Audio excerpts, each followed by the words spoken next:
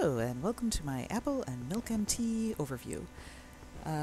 This mod is included in the latest Feed the Beast Horizons 2 Daybreaker mod pack. That's where I found it, and I feel like probably a lot of people are going to be coming to it from that. So that's the mod pack that I have set up in here. This mod is, it adds a lot of decorative blocks, it adds a lot of food and a couple of mechanics. And it sort of revamps the whole potion system. It makes for a really fun potion system. So there's nothing, life-changing or game-breaking in here. It's just really fun, and I found it very charming. However, it is a Japanese mod. It's made by the user Defeated Crow, and the wiki is in Japanese, and there doesn't seem to be a lot of information out there. So I thought I'd make this video to help other people who had the same problems that I did working with it. A few things to start off with. One, this mod is really made to work with other mods. It's not really meant to stand on its own. So, and unfortunately, Horizons is not the best mod pack for it to be in, really. It's really missing some of the things that would make Apple&Milk&Tea really shine. So if you are setting it up on your own, you'll want, I would suggest Hunger Overhaul, because you'll be getting a lot of cool things to eat, and you won't necessarily have the hunger to eat them all. And definitely a mod that adds apples, if nothing else, because you'll just need several stacks of them, and cutting down oak trees gets kind of tedious. In the Horizons pack, I actually used Equivalent Exchange just to turn things into apples.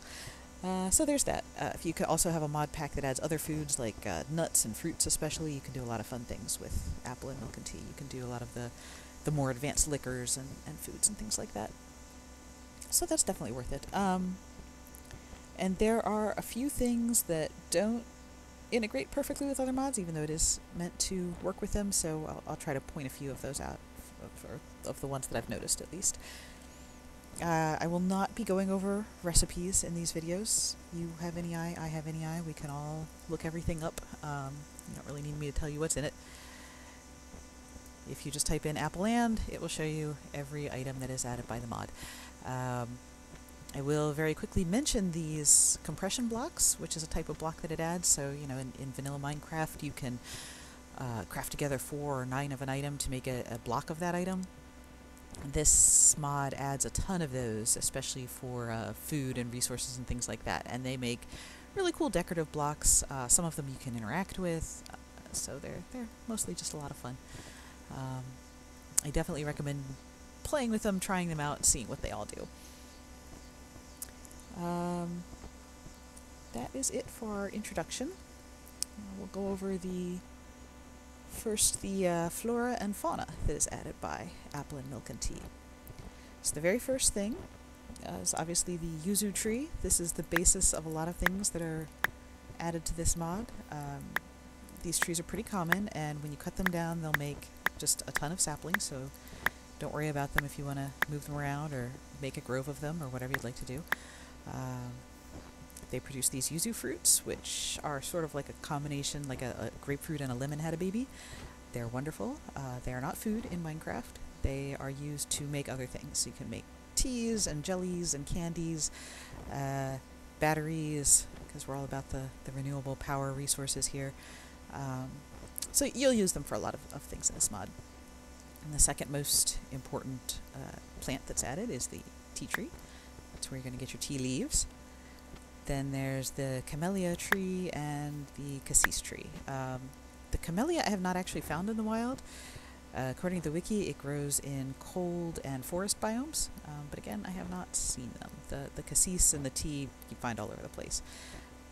So good luck hunting for camellias. If you spend more time in cold biomes than I do, maybe you'll have better luck than I did. The last plant that it's added, you will not find this growing in the wild. You'll need to either trade with a villager or find the leaves in a village chest or a dungeon chest. You'll find them around. When you have the leaves, you can craft them with a vanilla Minecraft seed, and that'll make a mint seed, and then you can plant them in your garden and grow them like that. And mint is another product that you can use for teas and candies and that sort of thing. The animal that is added by Apple&Milk&Tea is the clam. Grows in sand, in the water, like clams do. So you'll need a sand block with 1 block of water over it. You'll find them all over the place growing naturally. They're in rivers and oceans and all that sort of thing. Just right-click on them to pull them out, and right-click on them to plant them again. If you plant them in your own garden, like I have here, they will propagate in a T shape. They won't propagate to the corners, so if you want to spread them out in the most efficient way, you can do that. The more clams there are in an area, the slower they will try to propagate, and the slower they will propagate. And once you have a lot in an area, you'll get these things here called declined clams. That's a clam that tried to propagate and was not able to, so it won't try to propagate again, and it has a chance of either refreshing itself or just dying off, so you may get a blank spot like that from where your declined clams were. If you don't want that to happen, you can pull it out, put a fresh clam in there, you're good to go. You got a regular clam back. The last type of clam, you notice those bright blue bubbles over there? That is a very, very special clam. That is the princess clam. There she is. She is very rare. The wiki is a little unclear.